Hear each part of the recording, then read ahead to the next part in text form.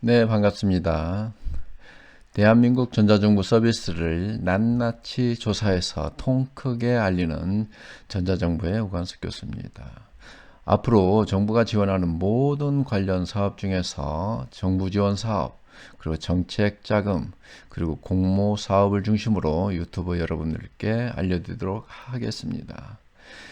지금은 재미없고 지루해도 끝까지 시청 부탁드리며 여러분의 좋아요, 구독은 절대로 사용하지 않겠습니다. 여러분의 손끝의 은혜를 절대 잊지 않겠습니다. 먼저 정부 지원 사업인데요. 정부 지원 사업은 중앙정부 여러 지원 사업을 상황에 따라 그때그때 공고를 하는데 이 모든 것들을 모니터해서 바로바로 알리도록 하겠습니다.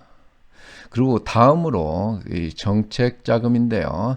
정책 자금은 다양하게 이루어지고 있는데 우리 중앙부처의 한 50여 개가 넘는 중앙부처와 그리고 지방정부 예를 들면 광역자치단체, 기초자치단체 등에서 공지하는 사업을 중심으로 사업이 집행될 때마다 바로바로 모니터해서 알리도록 하겠습니다. 그리고 마지막으로 공모사업은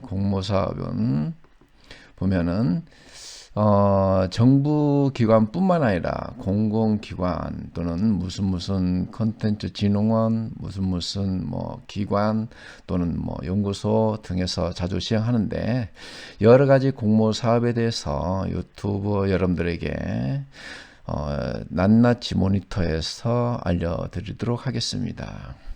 오늘은 정부 지원 사업인데요. 그동안에 중앙 부처인 중소벤처기업부에서 추진하고 지원하는 사업입니다. 제목이 좀 길은데요.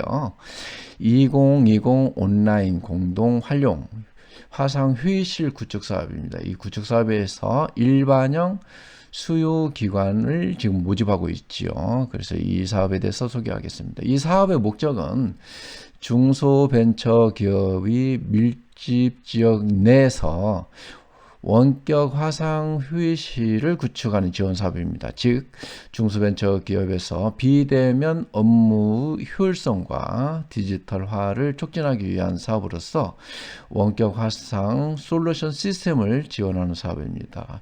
이 사업은 또한 K-스타트업이라고 그러죠. 예를 들면 여기 창업 진흥원이죠. 홈페이지도 공지가 되어 있죠. 보면 여기 2020년 온라인 공동 활용 화상 회의실 구축 사업 이미 지금 4차 모집에 이루어지고 있습니다. 이게 1차 모집은 2020년 올해 9월에 있었는데 1차, 2차, 3차 아마 이 수요가 충족되지 않아서 12월에 이번에 4차 모집을 추가로 하고 있지 않는가 이렇게 생각이 되어집니다. 근데 이 신청할 때 지원하는 여러 이 지원서들은 이 창업진흥원에서 반납하지 않고 관리한다고 합니다. 그래서 다음으로 이제 이 나라 도움에서도 공지를 하고 있지요. 여기 보면은 이 홈페이지를 통해서 이 4차 지원 사업을 좀 공지하고 있으니 여기서 모니터하고 사실은 접수도 이 나라 도움 홈페이지를 통해서 온라인으로만 접수를 한다고 합니다.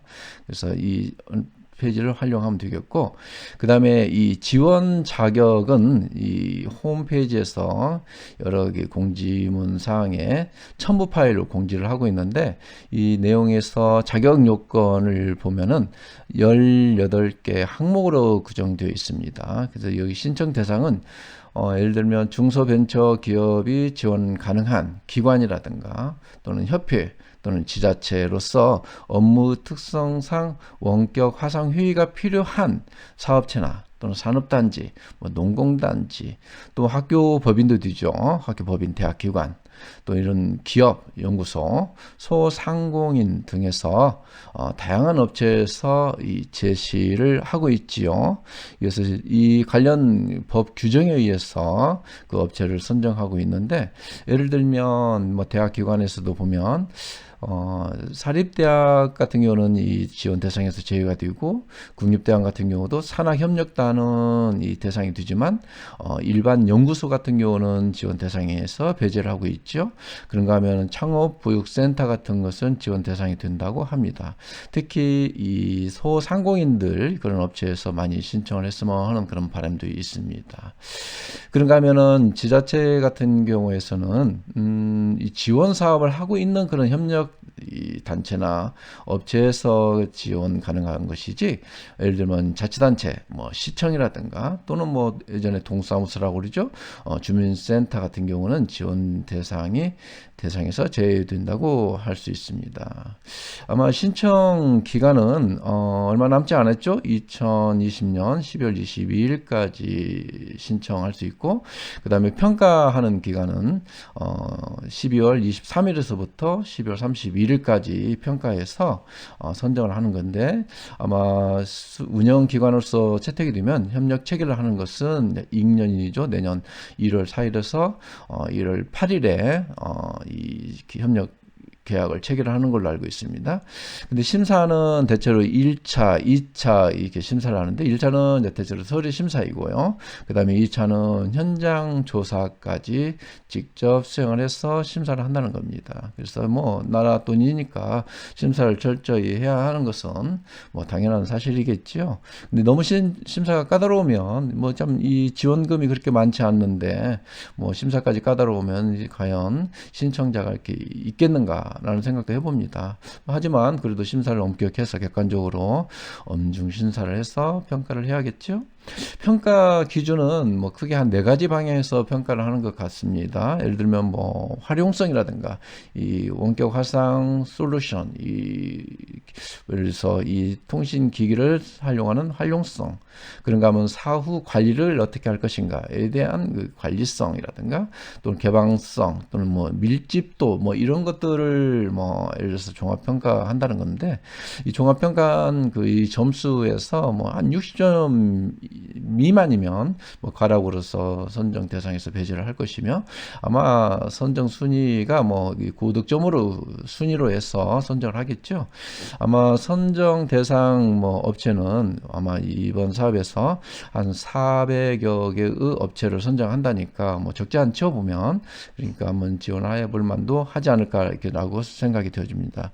그런가 하면 이 사업 문의 같은 경우는 어떻게 알아볼 수 있냐면, 여기 나와 있지요 보면은 우리나라에서 뭐 광역자치단체가 있는 뭐 17개 뭐 시도에서 각각 그 시도에 있는 뭐 테크노파크, 그 각 시도에는 테크노파크가 있죠 보면은, 뭐 예를 들면 강원 테크노파크, 뭐 세종 테크노파크, 이런 테크노파크와 그다음에 중소기업 융합중앙회, 그러면 경기도에서는 3곳에서 지원받고 있죠 보면은 경기 대진 테크노파크 또는 중소기업 융합중앙회 뭐 이런 데서 먼저 사전 문의를 해야 하고, 이곳에서 먼저 사전 문의를 해서 아직도 여분의 지원금이 남아 있는지, 신청 대상이 될 수 있는지를 문의해 보면 되겠고, 여기에 보면 뭐 담당자와 그다음에 직함과 전화번호가 상세하게 있으니까 뭐 잘 모르면 전화로 문의를 해볼 수도 있는 문제이겠죠.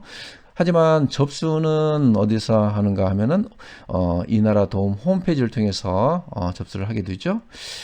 그런가 하면 이 지원금은 그리 많지 않은 것 같아요. 보면은 뭐 예를 들면 뭐 소형, 중형, 대형 이렇게 나누어서 구분해 보는데, 소형 같은 경우는 7인 이하의 뭐 휴일실을 구축하는, 근데 지원금은 뭐 한 800만 원 이내, 이게 뭐 넘지 않는 범위니까 뭐 최대 한 800만 원까지를 거의 신청을 해야겠죠.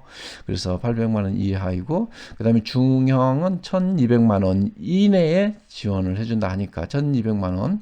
그리고 중형 같은 경우는 뭐 8인에서 16인 이하의 어떤 그 원격 화상 휴일실을 구축하는 문제이겠죠. 그러니까 대형도 마찬가지, 대형도 1,200만 원 이내지만 대형 같은 경우는 뭐 예를 들면 확장 스피커폰을 지원해 준다는 겁니다. 그리고 전국적으로 아까 말했듯이 400여 업체나 기관을 선정해서 지원한다 하니까 한번 선정해 볼 필요가 있는 문제이겠죠.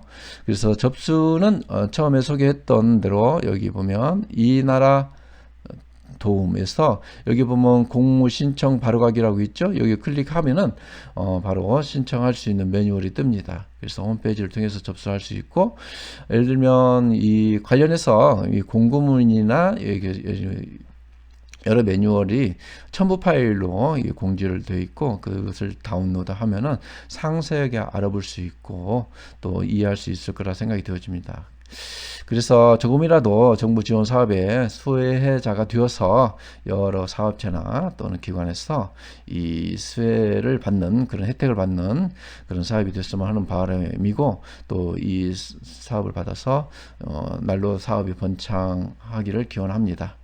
그리고 이걸로서 마치고 다음에 또 좋은 내용이 있으면 유튜브 여러분들을 찾아뵙도록 하겠습니다. 자, 감사합니다.